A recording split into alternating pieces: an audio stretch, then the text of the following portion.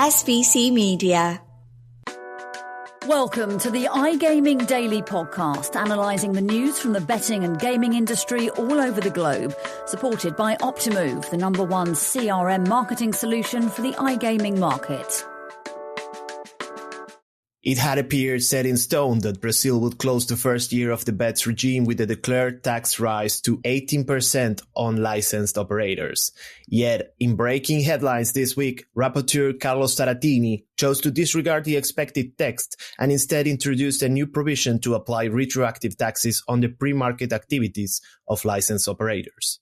The move marks another unexpected twist in Brazil's gambling framework, leaving operators and analysts uncertain over whether the new tax order is technically viable or merely another chapter in the unpredictable evolution of one of global gambling's most volatile emerging markets. Welcome to iGaming Daily. I'm your host for today, Fernando, Noodt, media manager for SVC. And today I'm joined by editor-at-large Ted Menmuir. Ted, how are you today? Fantastic, Fernando. Looking forward to this one. Let's just say that. Yeah, definitely. Look, I mean, even if your voice at first didn't sound as fantastic as you said, I think there's a lot to go through in this topic. We have already talked to some extent about this before on iGaming Daily, but there's always some more information. The Brazilian government can't leave us alone. They just like keeping us busy. So to better understand why they do it, we are here today with Ana Maria Menezes, business journalist for SBC Noticias Brazil. Ana, how are you today? Hi, Fer. Actually, pretty excited to talk about this because yesterday, I think I was until like 8 p.m. watching the senators and deputies talking about it. So I think there's a lot I need to put some knowledge out there so I don't keep it inside my head. So that's good. Yeah, definitely. Well, you say yesterday, but at the time of this recording, the MP was approved yesterday for us, but that's at the time of this recording. We are waiting again at the time of this recording for President Lula da Silva to actually decide whether he'll approve what was approved in Congress or if he'll change it. And then we'll have to #wait and see what happens. But we will update you on the next episode, most likely. So let's get on with things in iGaming Daily, supported by Optimove, the creator of positionless marketing and #1 player engagement platform. Thank you very much, Optimove. And Nana, like we were saying, you broke the story this week. Take us through what happened. Okay, so and just as sort of like a disclaimer, the Brazilian government likes to leave stuff for the last second. And this is important to know because yesterday, at the time of this recording, on the 7th of October, the National Congress, which is made up by deputies and senators together, got together to review the provisional measure that was set to increase the GGR, the taxes on top of the GGR from 12% to 18%. However, a mere hours before the voting, the Rapporteur Carlos Zarattini decided to take this proposition out of the table.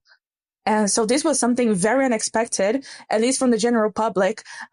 It was set of as sort of like an adding to the document. But again, it changed pretty much the whole set of what was said in the first place.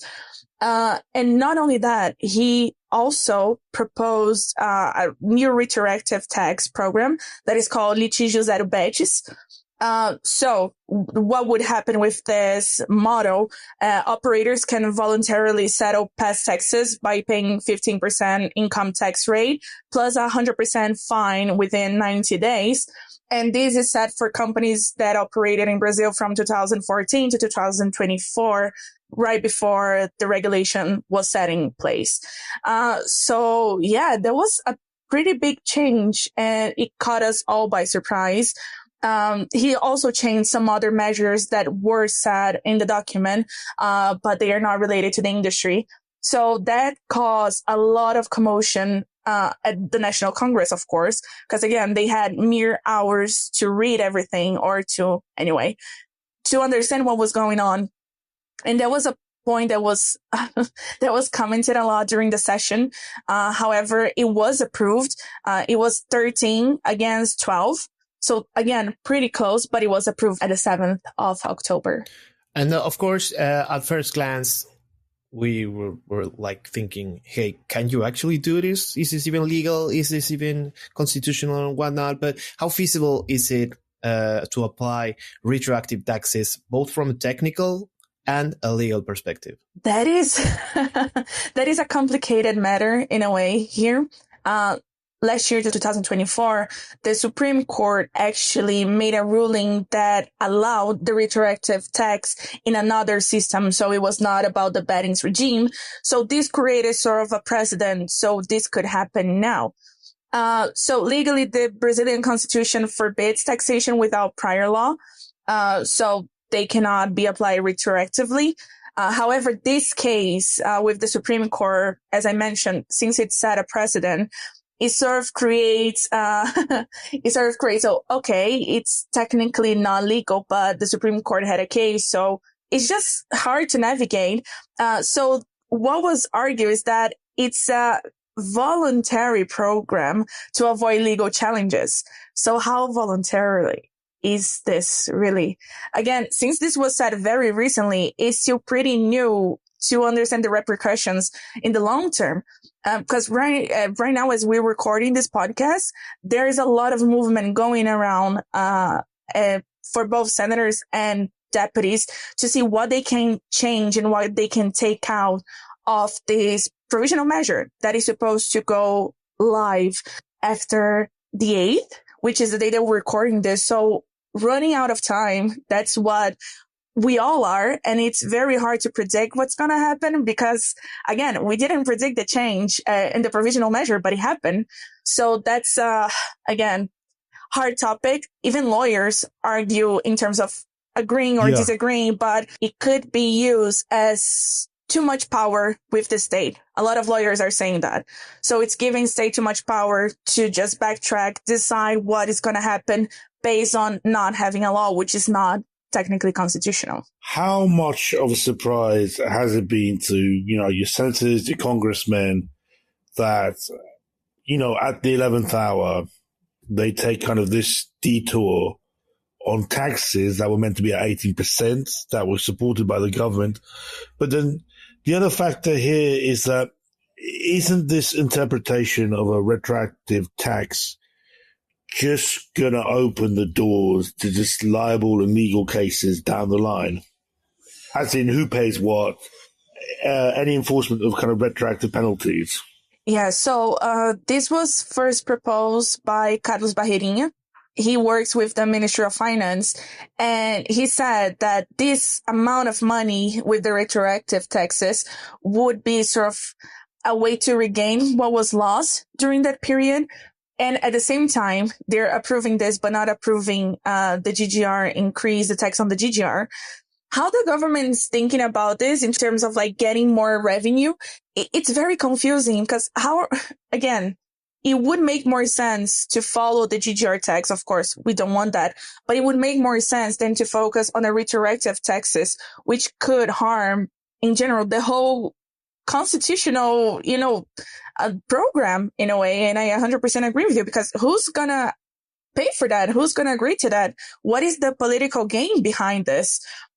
Those are questions that we're going to have to hashtag wait and see. And we are going to cover all of that on SBC Noticias Brazil, of course. But yeah, that right now I don't have so many answers to you. Honestly, I wish I did, but yeah, it's just hashtag waiting and see at this point. And of course, at the time of this recording, we're still waiting on President Lula to express himself through an act of either support or reject or modify what was approved. But who does support this measure in Congress and the Senate? Is it government-related parties? Is it the opposition? Okay, so even before it reaches Lula, the congressmen, so the senators and the deputies, they can still try to make their moves to not get this going. So this is also, again, everything in less than 24 hours to happen is a lot, but they can still make their political moves to sort of take this down, which I don't think it would happen because there's a lot more involved than only the sports betting provisional measure. There's a lot more going on. And things that affect the daily lives of Brazilians too much in order to not pass. Honestly, again, my opinion on that, my own opinion.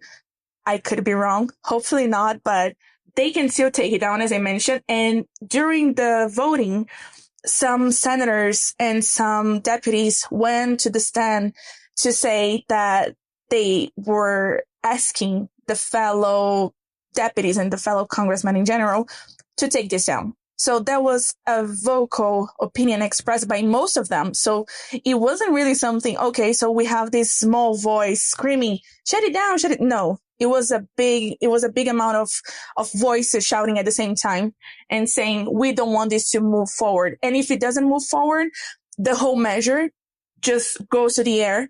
We lose a lot of money. Brazil loses a lot of money with that. So again, it's not just about the gambling industry with this one. There are the lives of people behind every single day who live here, who are going to be affected by it, either if it goes live or even if it doesn't. So there's money going down the drain if it's not approved anyway. But to talk specifically about the supports and the oppositions, the pressure to change the provisional measure came from the own supporters. And this was something, okay, this was interesting. So, Carlos Zarattini, he's from PT, which is the Workers' Party in Brazil, which is the same party as President Lula, and also Minister of Finance, Fernando. So the pressure came from their own group, which, again, interesting. And they also secure support from the key centrist parties, such as MDB, to ensure the approval, which happened in the voting. However, the opposition has people such as Jorge Safe. He's from the PL, which is the biggest opposition party from PT. They strongly criticized the move, saying that the government was creating taxes instead of cutting spending, and that the final version was sort of like an attack to the constitution and all of that. So yeah, that's a lot. I'm going to pull a trick out of the television here, and Ted, don't answer just yet. But after a very quick commercial break, I want you to tell us, how does this development alter the outlook of the bets regime for foreign operators? So after this quick commercial break, Ted Menmuir will answer this question. We'll be right back. SBC Leaders connects the gambling industry's top-tier operators and associations to share the best ideas, collaborate on solving the biggest issues, and push innovation throughout the betting and gaming industry. If you're an operator and want to join the discussion, visit sbcleaders.com for more information.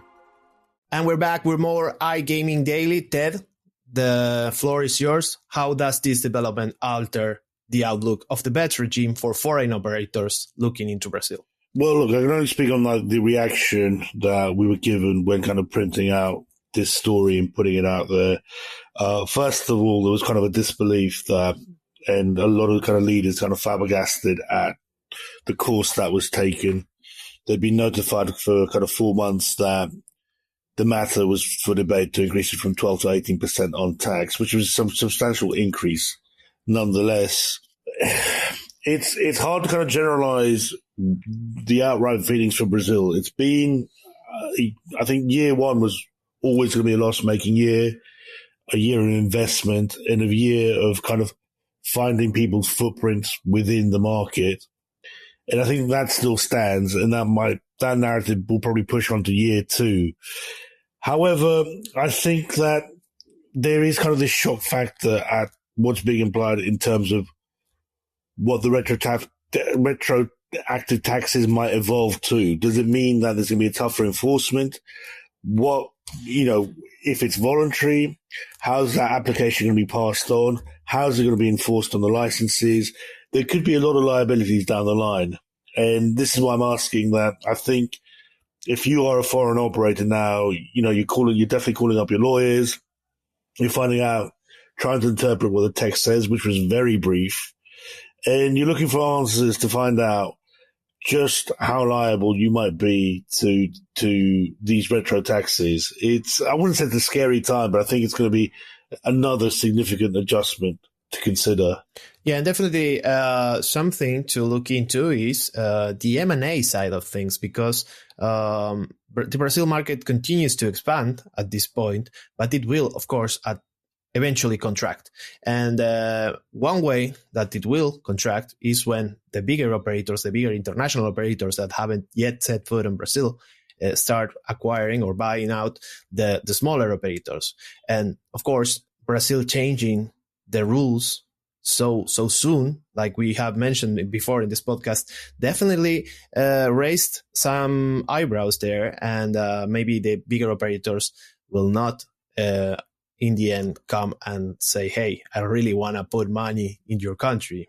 But instead they will be like, hey, if you're going to change the rules every 8 months, maybe I'm going to go take my wallet elsewhere. But we mentioned the 18% tax increase that Fernando Haddad was seeking. Does the introduction of the retroactive taxes effectively kill off this proposed tax increase? If the whole measure is approved as it is right now, yes, it's going to be killed 100%. So we're going to keep the taxes in 12%. But again, we have this other one coming, the litígio zero bet. So again, the proportion, it still needs to be examined. So I'm sort of like, okay, so we're not going to have this tax now, but this other one that just came up, how much is it actually going to cost us? So I think the operators do need some work there. Of course, there's still the hashtag wait and see about what Lula is going to say about this as well. What if the Congress is actually going to try to take this down in their own way? So there's still a lot to go on in, again, less than 24 hours. So operators probably should just breathe a little, because even for the politicians, it's still too much going on. Will Fernando Haddad have the final say on this? Because he has been pushing for... No, he doesn't. He proposed this tax raise, but the final say is actually with Lula. So what he can do is he can say, okay, I agree to this part. This other part, no. He can just say, I don't agree with anything. And then it goes back to the Congress to be voted again. So this is how it could work, and how the Senate and the Congress can also affect it is they can simply push and push and push until 11:59 of October the 8th, and to make this sort of like the whole measure to simply not happen at all. So this is precisely why it's such a complex environment, because a lot of people can still take this down, but in the end is in the hands of the president. So Haddad there's nothing he can do right now besides playing the political game, which is something that he has been doing for a while now. Yeah, definitely a lot going on, and a lot will go down in the next few hours. So make sure you are subscribed to SBC Noticias Brazil's newsletter, as well as all the other media outlets in the SBC Media Network. And also follow iGaming Daily on your preferred podcasting platform and social media, so you can stay up to date. We will definitely be updating you on this, because this is, of course, a developing story. But tax isn't the only unsettled issue in Brazil, because operators can be some concerned to some extent with advertising, and consumer protections. Could there be another twist in Brazil before the end of the year? Oh, well, I mean, it's Brazil. I think at this point, yes, definitely there could be some other twists. And advertising rules and also player protection measures are still being drafted. So there's a lot that could happen at this point. However, this is not the focus immediately. So this is also important to say. We're already in October, and by the end of the year, everything is going to shut down and coming back only way later in January. So honestly, I do believe that right now Brazil has a lot going on. In order to focus, and this is me being 100% honest, I do think we have a lot going on here. So instead of focusing precisely on advertising, this is probably going to get for next year. But yeah, I do believe they're divided as well, whether to follow the European standards or to adopt a softer model. We have as well Argentina, our neighbor country, taking a pretty hard stand when it comes to advertising. So this could also influence us in a way to understand how it's going to happen with another country. So again, everything until it's in the clouds right now, but I do not believe that we're going to take an effective look into this this year. Yeah, definitely go check out after you finish listening to this episode. Go check out our previous episodes on Latin American markets, because we have been talking a lot about advertising. But as we approach the end of 2025, this isn't the market that the operators were promised, right? We just said a lot of changes going on. So how will the industry leadership review these developments? And how will you guys follow what's going on in Brazil going into the final stretch of the year? Okay, I'll give you kind of the Western kind of viewpoint of it. And again, look, Brazil launched on, very kind of uneven ground and with an unsettled framework that was always kind of being in development. So these kind of twists and turns, to a certain extent, should have been kind of factored in. Again, I point back to, if you see the majority of operator accounts, they did factor in that Brazil for the first year would be loss making. It is stuck to that script. There should be no surprise there. Look, Brazil is, as you said in your introduction, the most unpredictable market. And part of that is because global gambling has never seen a federal market this size that has to cater to 200 million consumers. It's never been done before. It hasn't been seen even in the likes of the US. And this always adds a layer of very kind of tacit and complicated orders that you have to put in. Brazil is an unfinished story. It can't be judged on year one. And I think that with kind of cooperation and better representation, it should get to a better platform. Anna, you want to add anything? How will you be following these developments, of course, very closely, since you are Brazilian and you are covering this for SBC Noticias Brazil? Yeah, so from our side, we're also sometimes surprised by the changes. However, I do believe, since we're used to this on a deeper and also personal level, to be honest, because it goes to other decisions as well. As I mentioned, it's not only related to the gambling industry. I do believe we know a bit more how to navigate these things. However, and it's good for the listeners to know as well, we have elections next year. So this is going to affect a lot how the decisions are made, who's making the decisions as well. So the listeners should know that some things that could change and change drastically could be related to the chess movements that the politicians are making, thinking about next year's elections. And again, this is normal for a lot of countries. But here we're already expecting it, and we're already expecting in so many different layers in society. It's hard to say how it's only gonna affect the gambling industry. But we're going to have to #wait and see. And from our side on SBC Noticias Brazil, we are talking to people from the industry, operators, providers, just to understand what they're thinking about the market and how they view next year in terms of elections. So just so you guys know, we're already on that. On top of that, and you can, of course, check everything on SBC Noticias Brazil and also subscribe to the newsletter. We send it every Monday, Tuesday, and also Thursday with the most important news in the country for the week.